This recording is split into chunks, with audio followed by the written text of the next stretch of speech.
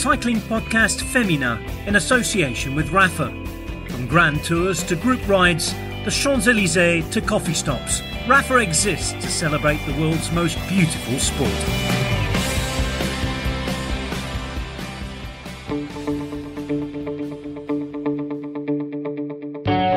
You are listening to daily episodes of the Cycling Podcast Féminin from the OVO Energy Women's Tour, brought to you by Skoda.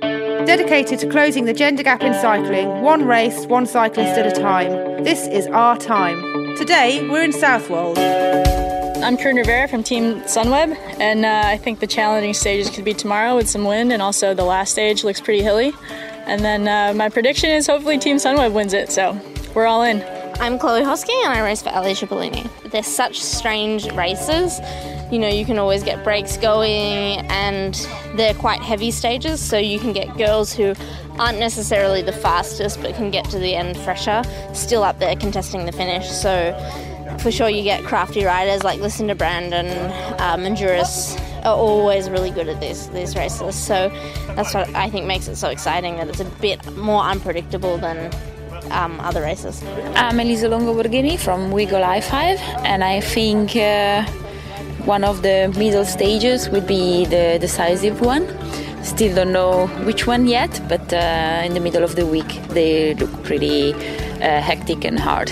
Yeah, my name is Emma Norsgaard Jorgensen. I'm from Sevilla Bigla. It's my first year as professional, so I honestly don't know. Of course, I hope somebody from my team. But let's see how it's going. We're a strong team and we're working well together. So if we will, we can do it, I'm sure. Hi, I'm Gracie Elvin and I ride for Mitchelton-Scott. It's definitely more open for the sprinters this year, unlike the last couple of years. So we could see a sprinter do well overall, but then you've got riders like Niwa Doma. She's got a good teammate here in Prevot. The whole Canyon team's pretty strong, to be honest. And then, I think we've got Vos here as well, and she hasn't raced for a little while, so I think it's going to be exciting to watch her too. I'm Marianne Vos, riding for Wow Deals Spur Cycling. In a race like this, it can happen every day. So you can't win the first day, but you can lose it, and it's you have to be sharp every single moment of the race. It looks like the stages are getting harder until the finish, so yeah, every day is important. There are so many riders that can do and want to do good here, and the strong teams, it depends all on how it goes. Will there be a breakaway going to stay into the line, and otherwise there's a pack of good sprinters that can win the race. Too wide open to make a prediction. Hello, my name's Richard Moore. I'm with Orla Chennaoui. Hello. And Rose Manley. Hello, guys. Hi, we're in Southwold. It's beautiful, sunny, a bit breezy. It might be a bit. We're sitting outside the Adnams Brewery, drinking a nice Adnams beer. Yes, me and you, Richard, are. And Orla's gone for... I've gone for elderflower. Lovely. Yeah. Well, we are here because stage one of the OVO Energy Women's Tour finished here a couple of hours ago. We heard at the start of the programme there a little montage of voices from the start in Framlingham this morning. As they looked ahead, some of the riders looked ahead to today and to the rest of the race. And Jolien was the winner, Mitchelton-Scott sprinter. This was the stage that we expected to end in a big bunch sprint, and it did. But there was quite a lot of drama, a few crashes, and we'll hear some interviews from a few of the riders involved in the sprint and in some of the crashes too. Orla, have you got what are you calling this? Story of the stage. Story of the stage, yeah. Well, I saw someone put on Twitter, I can't remember who they were, but they wrote Odyssey of the Day. Well, you see, I like alliteration when it comes to this. We were discussing this at dinner last night. We saw Odyssey, but I thought Orla's Odyssey might be a little bit grandiose. Slightly As pretentious. if you're not going to go for grandiose, Orla. Come on. Or indeed Come on. Odyssey. But, keep it tight, Orla, keep it tight. Well, I will keep it as tight as the race and the action and the riders deserve, Richard. Thank you very much. Here. Off we go. Deep breaths. Dive in. Right, stage one, a 130-kilometre sprint from Framlingham to Southwold. 130-kilometre sprint? It was a sprint. Okay, yeah. all the way. To Southwold in Suffolk. Would you let me get past the first sentence? I say sprint, Richard, because it was controlled all day long for the sprint. And it is the stage that we expected to finish in a bunch sprint. It was one that could have been conducive to breakaway. But in the end, different attacks along the way, but none of them managed to stick, and the teams were happy for it to be essentially a sprint stage. Happy? Right. Now, 26 kilometres to go. We did have a very brief escape for Suzanne Anderson of High Tech Products. She got up to 11-second gap, but that didn't last for very long. We did have the Queen of the Mountains and sprint points on offer, or Queen of the Undulation, as our colleague Edward Pickering called it. I like that because it's not very mountainous today's stage. It's pretty much flat. Queen of the bumps. Christine Majerus got that of Bowles Dolmans. Just one Queen of the Mountains today. The last time actually the race visited Southwold, Majerus took the stage win in 2016. We had 2 sprints then. The first one, intermediate sprint, 1, 2, 3 went to Coryn Rivera of Team Sunweb, Amy Peters of Bowles Dolmans, and Chloe Hosking of Ali Cipollini. So 3, 2 and 1 points on offer for the intermediate sprint, as well as time bonuses. Then the second sprint was Amy Peters of Bowles Dolmans, Danny Rowe of Wow Deals, and Coryn Rivera of Sunweb. So the sprint and the Queen of the Mountains jerseys both go to Bowles Dolmans this evening on the backs of Peters and Majerus. Now, as I say, it was a sprint essentially, very tightly controlled, but the flip side of that was that we did have a very hectic finale.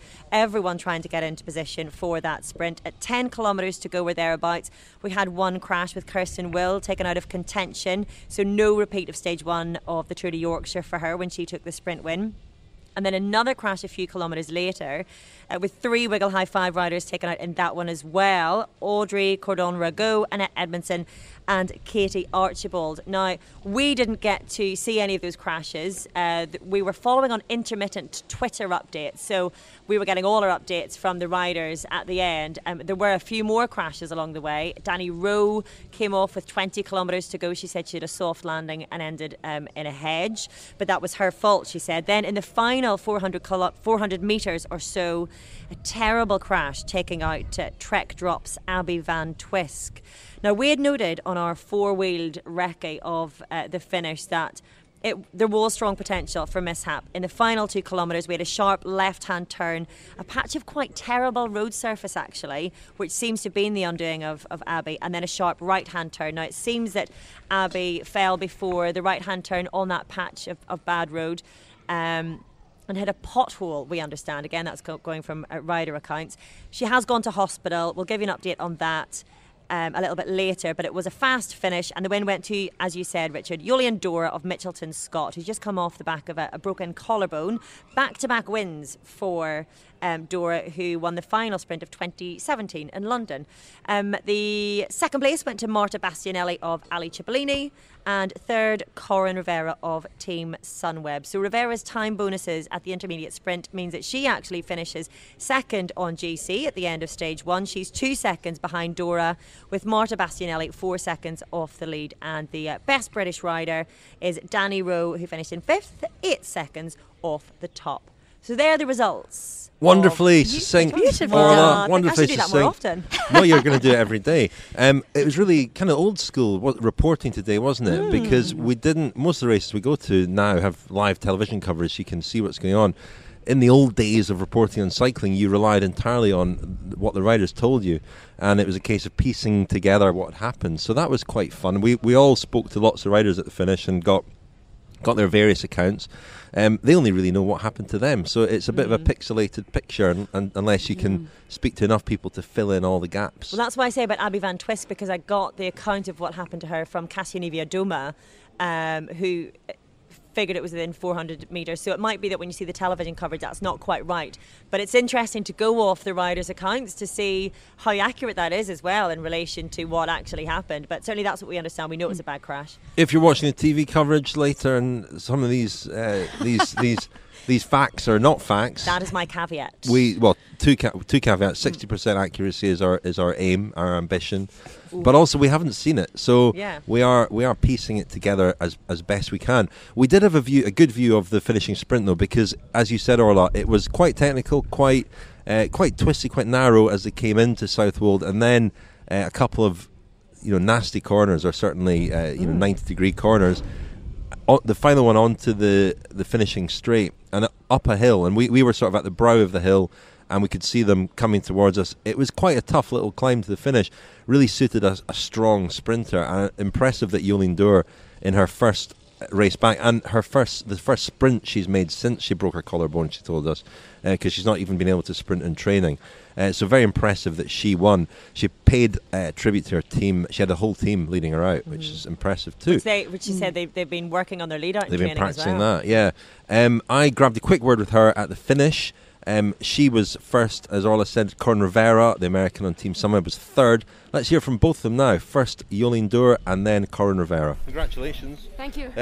Describe the finale for us there. It was quite a difficult finish with the crosswind, I guess, and it was slightly uphill. How difficult was that to judge? Yeah, well, the final was pretty fast. We had a tailwind, and of course everybody was really nervous because it's the first stage of the tour. And but we tried to stay relaxed with the team, and we stick to the plan, and in the end that worked out. So yeah, I'm really happy. And was it a finish that some people didn't perhaps judge so well, because it was quite a steep little climb as well? Yeah, I knew it. Well, it was a bit uphill and also a strong headwind, so I knew I wasn't allowed to go early. But I went a bit too early, I guess. But yeah, it was still enough to hold on for the win. Did you know much about the finish? Yeah, I looked on Google Street View and I did my homework, so I knew about it. Yeah. Great. And what are your hopes for the race, Jolien? Because it seems like quite an open race, and there are no majorly hilly days. Is it a race where you might? Hey, thanks. Might you look to keep the yellow jersey? No, my goal was to have a stage win, and I'm not going for GC. We have other riders in the team to go for GC. So next days I'm gonna kill myself for them. It looked like a complicated run and a few crashes. Were you aware of any of those? Yeah, they were super crazy and hectic final. I think when Florcha went down, my teammate, and so we had one less person, and we lost contact a lot. So it was a really hectic final, and Lucinda did a really good job getting me into position regardless of the craziness. How much did you know about the finish? It was quite a tough climb up to the finish. Yeah, we knew it was slightly uphill. We knew there'd be a lot of wind off the coast and straight headwind. So we were pretty prepared for that, and it's a good finish for me, something like that. Just ran out of juice there a little bit at the end. So disappointed to miss out on the win, but happy with how you're feeling? Yeah, it's a good start for sure. There's 4 more days here. So, of course, always disappointed to not get a win, but it was a good start nonetheless. Hi, I'm Juliet Elliott. I'm a cyclist. I race all kinds of bikes, mountain bike marathons, fixed gear crits, road races, BMX, bit of downhill enduro too. I write about bikes, so I'm a journalist, I'm a blogger, a video maker, I'm a British cycling coach and a mountain bike guide. I support Skoda's campaign to close the gender gap in cycling. This is our time. I'd like to see more women riding bikes, mainly because I want more women to ride with, and I want more women racing, because the more women at races, the more fun it is for everyone. But also I kind of feel like I get to enjoy this really, really cool thing, and other women aren't experiencing it, and I think they should be. They're missing out. So I'll do anything I can to get more women involved. I mean, every time I go to a race, me and my mates, we're always trying to recruit more female racers. But yeah, I mean, not just for racing though. I just think women should be riding bikes for fun. It's not all about pushing yourself. It can just be just for recreation as well. Yes, thank you very much to Skoda. Skoda. Well, that was an intervention there from Rob Hatch, pronunciation police. Did anyone see Rob Hatch today? Where does he come from? He's always watching and listening. You can never mispronounce anything for fear of Rob Hatch popping out from behind a bush. Rob Hatch reprisals. Yeah. Well, just about Danny Rowe didn't land on Rob Hatch, wasn't it, when she landed on a bush earlier? Anyway, that is actually in response to a listener who contacted us last night. I presume slightly tongue-in-cheek, correct, saying that we were pronouncing Skoda incorrectly. So Skoda. The problem is when you say it, you sound like you're trying to do a Sean really Connery. bad Sean Connery impersonation. Skoda. So thanks to Skoda for backing us here, sticking with Skoda, and allowing us to be here covering the women's tour. They and our other sponsors very generously support the Cycling Podcast Féminin, and we're very grateful to them. And we'll try and pronounce their name correctly for the rest of the week. Might be Will helpful. we? I'm sticking with Skoda. That's what they say in their ads. True. So I'm Good sticking point. with I'm what their easily marketing swayed. is. Whatever you guys say, I'm just going to say Fickle. anyway. Yeah. Anyway, the other big talking point today was the crashes. Quite a few crashes, and a nasty one involving friend of the Cycling Podcast Féminin, Abi Van Twisk. You spoke to her at the start today, Rose, and that's a real shame for her. You know, a young rider on Trek drops. Huge opportunity for her here to ride her home tour, and to be taken out on the first day is a real shame. And there was a bit of worry and concern at the finish, wasn't there, Orla? Because she did look in a bad way. She looked awful, and actually the reason I learnt that she'd had the crash is because Alice Barnes was incredibly upset when she came over the line.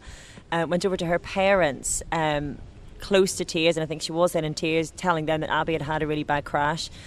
And so we went down to find out what exactly had happened, and we're going to hear from Bob in a moment to give us an update, but I know that after speaking to Bob that Alice's parents went in the ambulance with Abi to the hospital. We wish her all the best, but shall we listen to Bob? Bob, it sounded like a really bad crash with Abi in the last maybe 400 metres or so. How is she, and do you know what happened?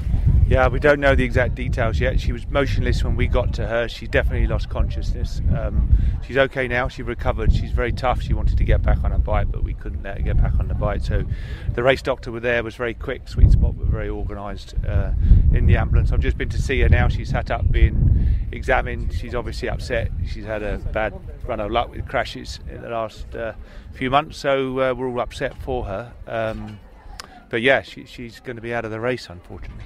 And no initial clues to exactly what it is that's wrong with her? She definitely lost consciousness, and she's cut up. She hurt her hand in a training accident in France, which took a lot of stitches, and I noticed that was quite badly grazed, although the old wound hadn't reopened. So yeah, she's obviously shook up, and we're all a bit upset for her, really. And disappointing for the team as well to lose a rider so early in the race, isn't it? Yeah, absolutely. Yeah, we've got a young team, and Abi was quite an important part of that as the race progressed. You know, she's very good at riding in the front, and to be there with Eva. So yeah, we'll miss her. So Abi Van Twisk left the race, unfortunately, in an ambulance. That's a real shame. But there were other crashes involving other riders, and a team that was particularly badly affected with Wiggle High Five. Their sprinter, Kirsten Wild, certainly held up by the crash and wasn't able to contest the finish as well as she might, because she would have been, I think, a favourite, certainly against Jolien Door. But their overall ambitions have taken a bit of a setback too, because Lisa Brenner, who came here in good form, she came off, and I saw her at the finish, and her knee looked in a pretty bad way, and she was walking quite stiffly and pouring water on the wound on her knee, and looked quite bashed up. But Katie Archibald was involved in the crash as well. She was involved in the second crash that she told me about anyway. So she mentioned about Kirsten's, but then she was involved in a crash about 7 kilometres to go. Now, she thought she was just winded and that she hadn't come off her bike, until I pointed out that her knee was bashed up and looked very much like she had taken a tumble and a bit of an encounter with a tarmac. And then she said, oh, well, yeah, I must have done then, but maybe I don't remember because I landed on bodies or whatnot. Yeah, worrying for her, though, as well, because she's another one just coming back from a broken collarbone. Which I asked her about. Yeah, so we'll hear from Katie Archibald now. Can you tell us how the race went out there? It's a very difficult race to follow without any television coverage. I mean, it was all fine until it wasn't. The last 10k were just horrible, really. It was really, narrow roads, really sticky, hard to move up, and there's just people going off the verge of the road, left, right, and not centre, but we got into the final, I don't know, maybe it's 8k to go, and Kirsten got caught behind the crash. So we all go and pick up Kirsten, and as our train gets onto the bunch, there's another crash, and I went into the back of that and needed a bike change, so I wasn't there for the finish, and I don't think it went to, it can't have gone to plan. So yeah, I think a lot of frustration. And I see some blood in your arm. Is that from the crash that you got held up in? Yeah. And your knee as well? Didn't seem to notice that? It was basically, so it must have been, say, 4 bikes in front, but it just, the way it went was, say, one person crashed, another person slammed on, and so I went into somebody's bike, and so I didn't really hit the deck, I just hit a person, and all the wind ran out of me, and also I don't know what I've done to their bike, but my bike was in a state. So this is the spare. Well, I forgot what the question was. It wasn't good. Well, I was going to ask, because you say you didn't come off your bike, but your knee looks pretty bashed up. Yes, I hit the deck, but in a very sort of thumpy way, hitting a lot of other stuff first. So that wasn't ideal. And how's your collarbone held up with all of that? Oh yeah, no, it's fine. It's fine. It's the other side. So, but no, it wasn't an awful crash. It was just like I say, bad luck with the bike. And I hear that there was a crash in the final, maybe 400 metres as well. Do you know anything about that? Did you see any of that? Honestly, it's not even surprising. There were so many crashes. Like the whole, just everyone on top of each other. I don't know, and with the symphony of the police horns behind you as well, because the motorbikes are trying to get through, and it's so like clustered that everyone's fighting for space. And you know, if you're the polite person that goes, going after you, and then 10 riders go through. I'm sorry. So. Yeah, it was sketchy. So do you know why that was? Was it because of the course? Was it because of the riding style? Why were there so many crashes? I guess that, like, everyone's been saying all day we're waiting for the sprint. And so there's maybe only a couple attacks, or like a few attacks, but only a couple that really caused big reactions. And so I guess everyone goes into it really fresh. And then instead of, 50 people fighting, you got 100 people fighting, so... You look pretty beaten up, Katie. I'll let you go and recover. Thank you very much. Thank you. So Katie Archibald there, I mean, lots of crashes on the first stage of a stage race are common, aren't they? They're kind of par for the course. And it was interesting at the recent Giro d'Italia where there weren't a lot of crashes, and speaking to a couple of riders about that, they thought it was because the race started on big, wide open highways in Israel. What you have here, and we had this highlighted to us today, just driving around the roads from the start to the finish. The narrow lanes, high hedges in a lot of places, twisty roads, and not the best road surfaces in a lot of places. And that is a recipe when, as Katie said there, everyone's fresh, everyone's trying to put themselves in good position for a sprint finish. That's a recipe for the carnage that we saw. And as you say, crashes in a first stage of a stage race are certainly not uncommon, certainly not when a sprint stage is anticipated. But it does seem that was part of the problem, really. And it's very common, of course, for teams to try to control, especially if you've got a sprint in your team, to try to control that race so that it does end in that bunch sprint. But I guess they're the normal tactics if the roads are conducive to then allowing you to sprint safely. But as you say, very, very windy roads. I mean, I was getting a little bit car sick, I must admit, in the back of our car as we were driving along. I'm not sure if that was your driving. What kind of car have we got again? A Skoda. But yeah, you can see that there was potential because as well they were so narrow, and there was no form of breakaway. The peloton was all either strung out at different stages or grouped together. So you've got the entire bunch of sprinters just jostling for position for the last 10 kilometres, and it's just going to happen, really, isn't it? And I think there was a lot of jerseys on offer. I mean, there was a QOM very early on, and there was only one undulation to climb. So for all the teams, that was one possible jersey that you could get by just winning one QOM. So everyone was going for that. And then there were 2 sprints in rapid succession. So everyone was going for that because that's another jersey that's possible. And then it was kind of just, once you got that, the second sprint was in Framlingham again. So then it was just like a bolt to the coast after that. And Richard, you were making comparisons to the Giro d'Italia, but obviously in men's cycling, the breakaway normally has a much bigger chance of staying away than in women's cycling. Women's cycling, breaks rarely kind of pick up that kind of distance where everyone else can chill out. They've got, the breakaway's got 3 minutes, 4 minutes, and everyone else is just kind of easily going and slowly picking up the pace towards the end and then going for the sprint. In women's cycling, it's so much more full on because you don't have that luxury of having that breakaway that ever gets away. The Cycling Podcast is supported by Science in Sport. Science in Sport, fueled by science.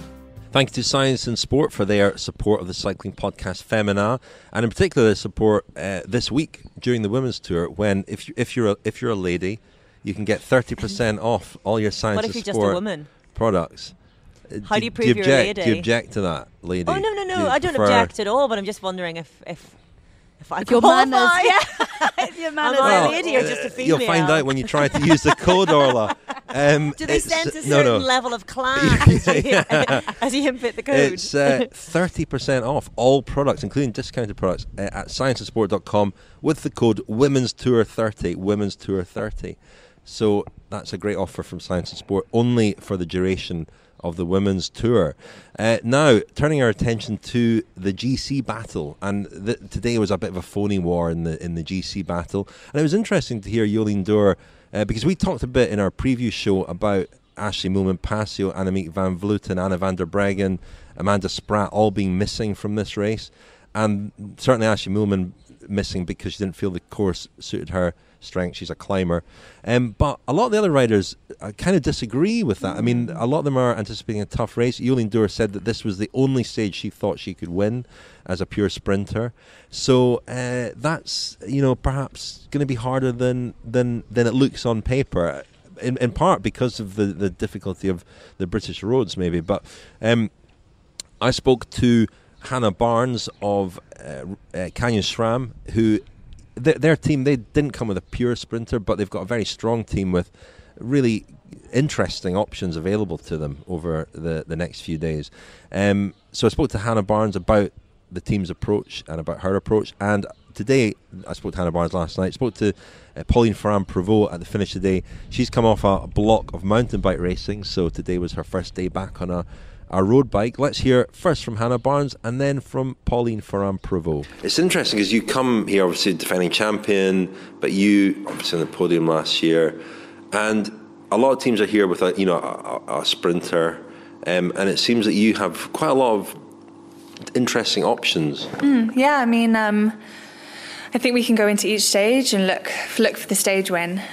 For us, it's a really important race. I mean, we're in a special design kit this race, which is super exciting. And yeah, we've got Kasia, who's the defending champion. Pauline, it's actually her first time she's racing the race, which is really cool. And yeah, for me and Alice to be the same team at home, which is really nice. And then Lisa's just coming back from a broken collarbone, and Aliona last year had a really bad crash in this race. So for us, we're all here really motivated for it, and it's super exciting to be here. There's a few riders missing, and I spoke to Ashley Moolman the other day, and she was a bit disappointed there wasn't more climbing in the race. What are your thoughts on the course? Do you feel it's a kind of well balanced course? Because we could see some quite interesting racing some days, or do you feel that they should be seeking out proper climbing? No, I believe that this race is really good. The distances, I think, is really good for us. It shows that you don't have to have a really, really hard stage or race to make the race exciting. I think it's a really British race. The terrain that we go through is really, it's like Britain. I mean, we start in Suffolk, which is really flat county, and we finish in North Wales, which is a hard area to race in. So I think it's perfect how it is. So it's the idea to go into each stage looking at how you can win the stage and almost let the overall take care of itself? I think so. I mean, it's because of each stage and how the race is. It's the overall is completely open. I mean, we saw last year that you would never have guessed that would have happened. So for everyone in this race, you can literally go into it and think you've got a good chance of doing well. And then it's the first year we haven't got this stage in London as well. So I think, final stage is going to be very different to the previous years. So how was your first day on the women's tour? Yeah, it was okay. It was not so fast at the beginning, but at the end it was quite fast and hectic.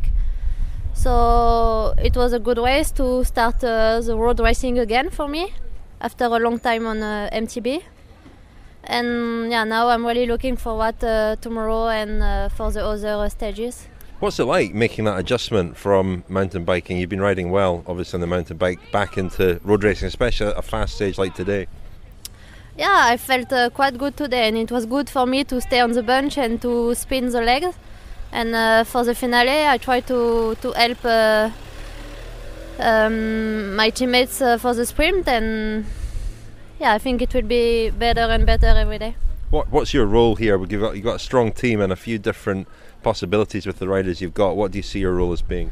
Yeah, we have a really strong team with Kasia, also Aliona on the climb, but I want to go for GC, so I want to for me today also main goal to don't lose weight, and we will You're see. happy? You're happy with your first day? Yeah, I'm happy, and it's nice to be back on the bench, so I'm happy.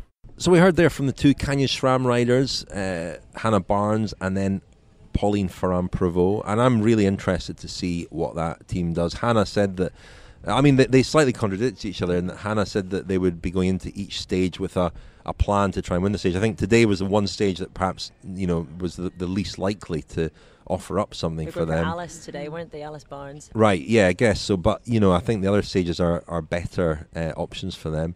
But then Pauline Ferrand-Prevot said that she was targeting GC herself. So it's interesting to see how that will all shake out. But who did you speak to at the finish, Orla? I spoke to Danny Rowe, who's in the blue jersey for the best British rider. And she seems to be playing a similar game to the much shorter, obviously, Tour de Yorkshire, whereby she picked up an intermediate sprint, second place, I think it was, for time bonuses on the first stage, which was a sprint stage, which then stood her in good stead on the climby.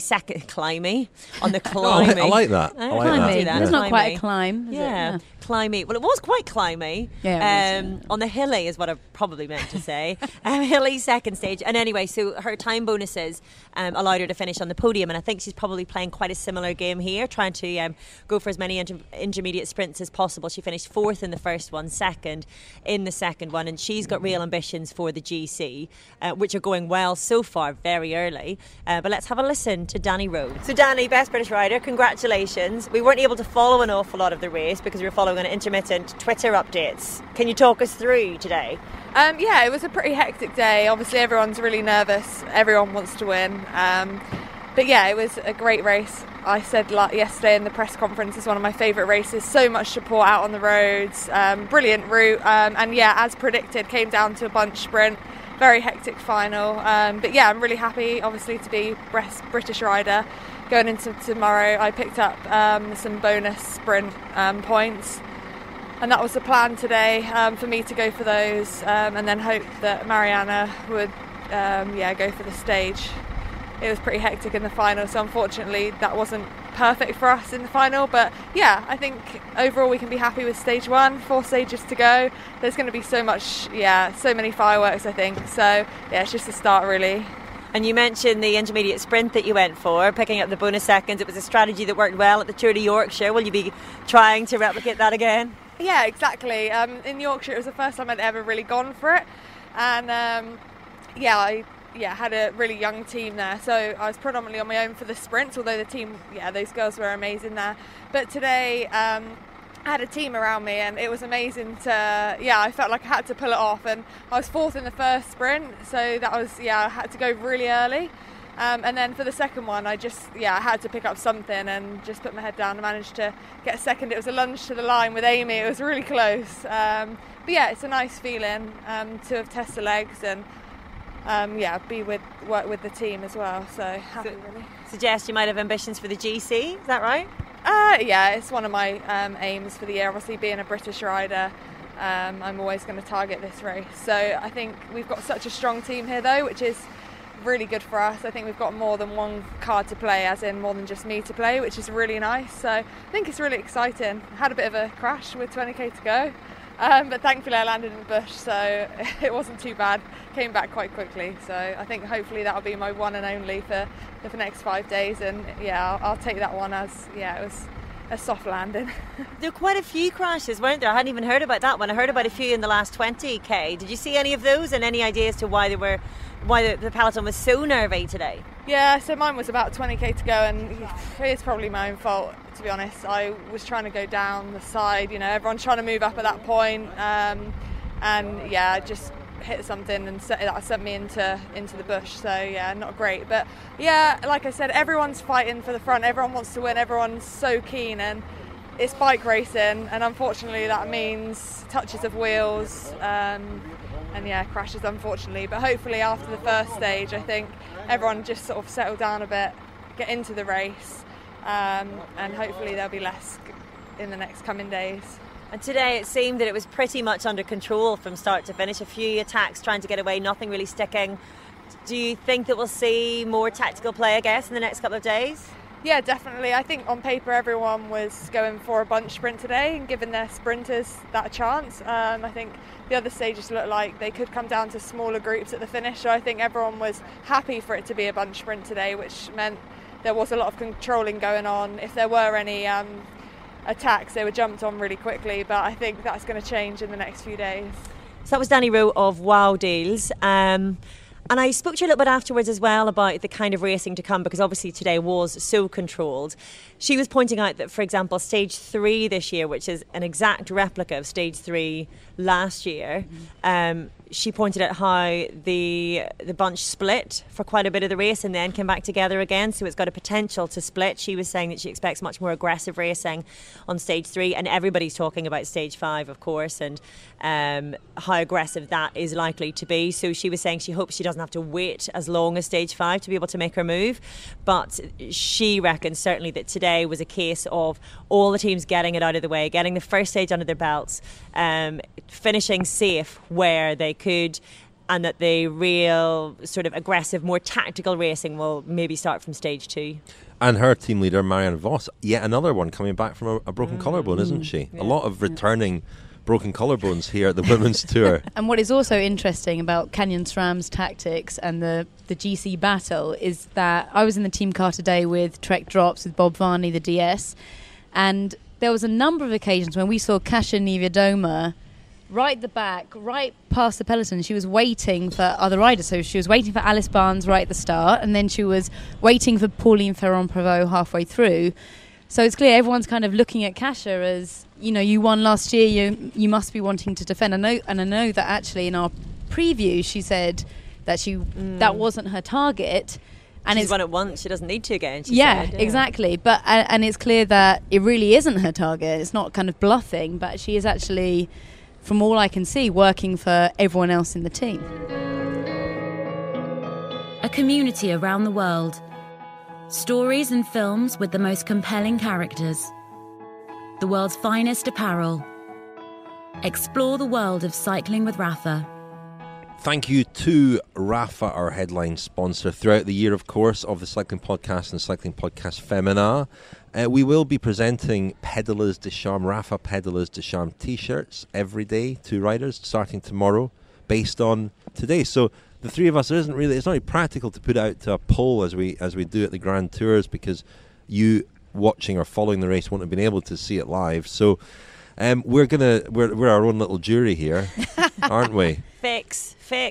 Well, you know, I felt today that there was only one real contender, and that was Suzanne Anderson, the high-tech rider, who was the only rider to get away. Okay, she wasn't away for very long, but she did get away. She was mentioned in dispatches as having, and I think she's the most aggressive rider, wasn't she? And she was the only rider mentioned in dispatches, because I was trying to follow the names of anybody because we kept hearing attacks are going, nothing sticking, a small group trying to get a bit of daylight, but I was still waiting to hear anybody's names mentioned in them, and none of them clearly stayed away for long enough to even bother putting their names out. So she's the only one who was actually singled out. So, well, good on her. She's a young rider, 19 I think, and she's running for a team with a very uncertain future.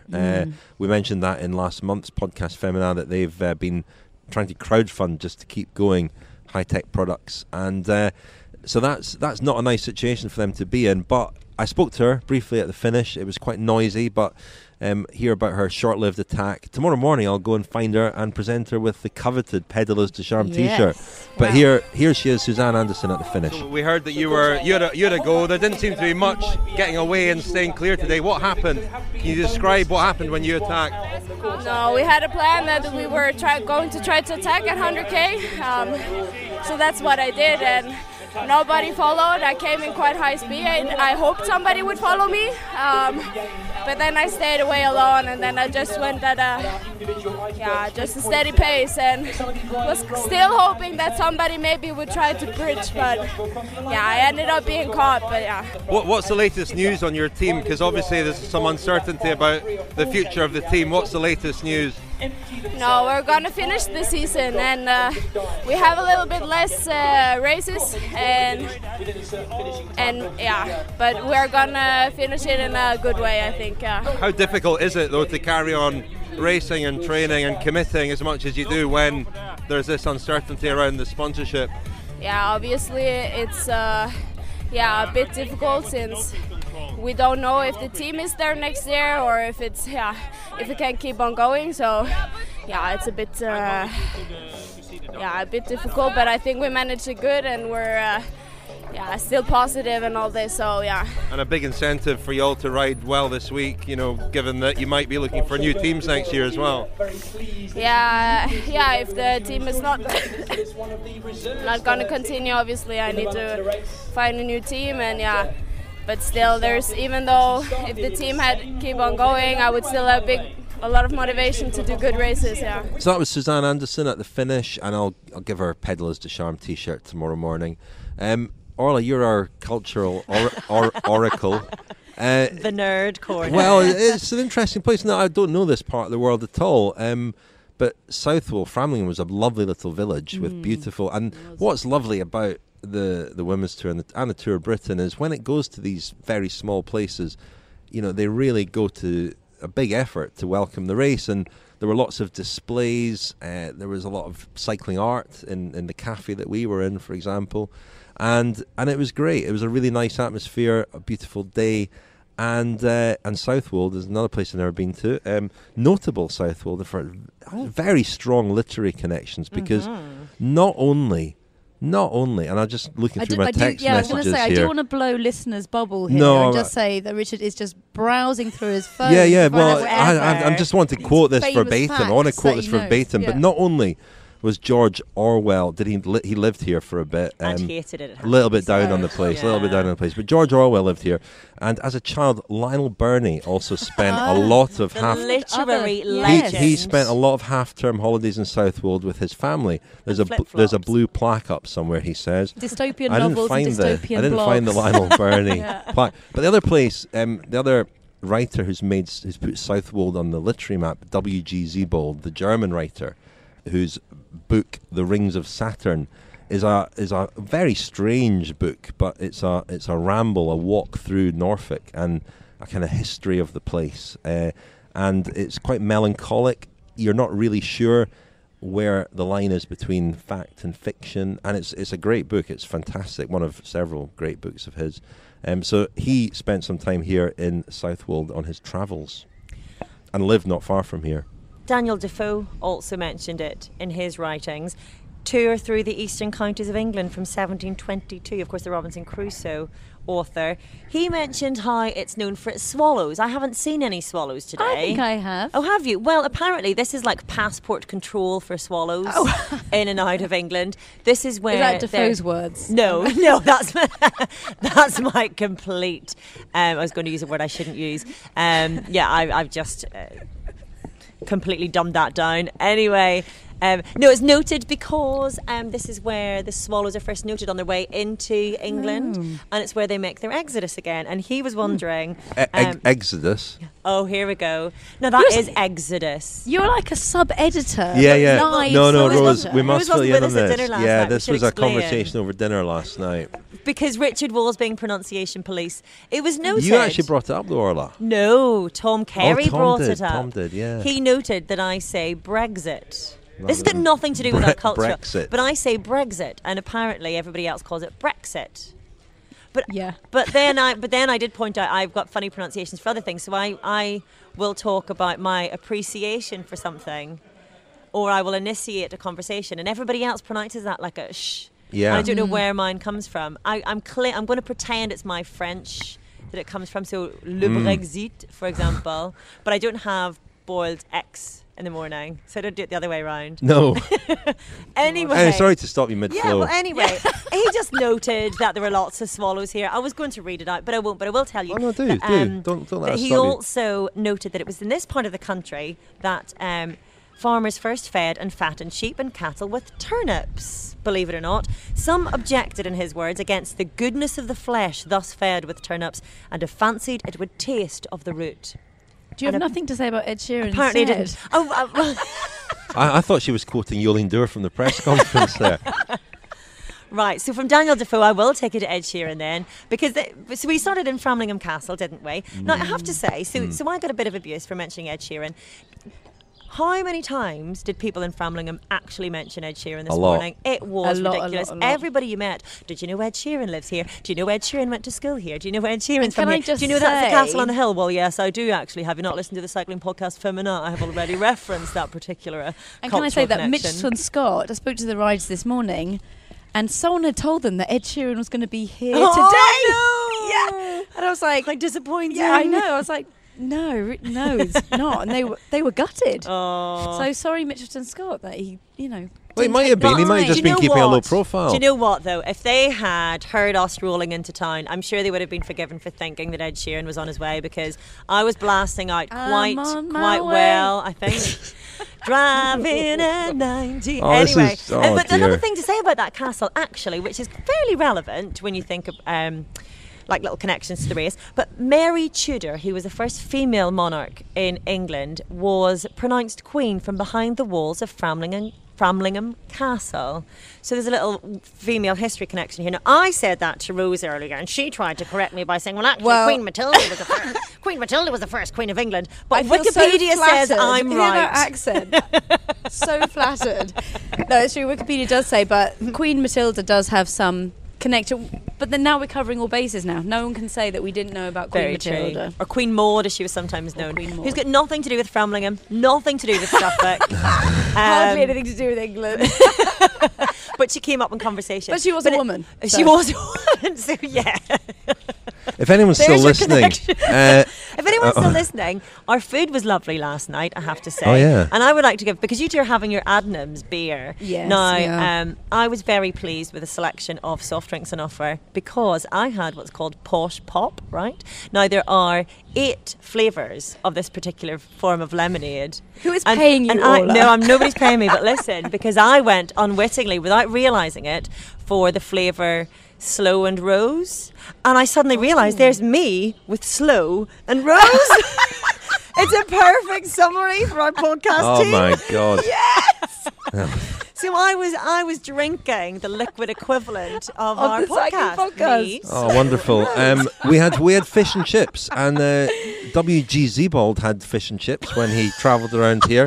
He actually bent his fork. He bent his fork on a battered fish that had doubtless lain entombed in the deep freeze for years. So he was a bit down on the food as well. I bet he got to finish his Humorous, batter though. in peace and quiet, because I was eating my battered fish last night and really enjoying the batter until Richard said, "Are you really eating all of that skin, Orla? That's remarkable." So I didn't finish my batter because I was batter shamed. Anyway, that's all for stage 1 of the Oval Energy Women's Tour. We've got a long drive now. This is one of the long transfers. We're kind of crossing over towards the middle of the country tomorrow. Of Ed Sheeran lined up. And a couple of interesting stages ahead. So we'll be back tomorrow, won't we? We will indeed. Let's hope so. Thank you, Orla. Thank you both. Thank you, Rose. Thank you, both Richard and Orla. Slow and Orla.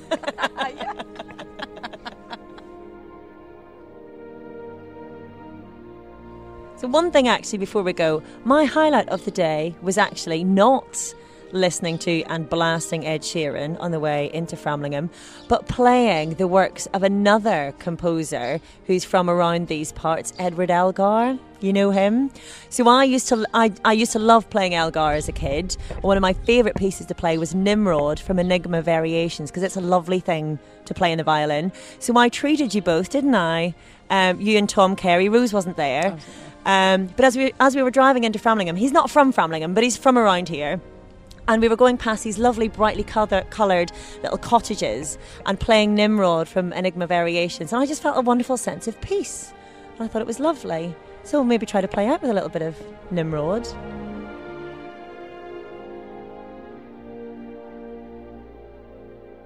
You've been listening to the Cycling Podcast Féminin at the Oval Energy Women's Tour. Big thanks to our sponsors, Rafa Science and Sport and Skoda. The music you've heard in this episode is by Glass Pair and bensound.com. Big thanks to them as well. This episode has been produced by Tom Wally.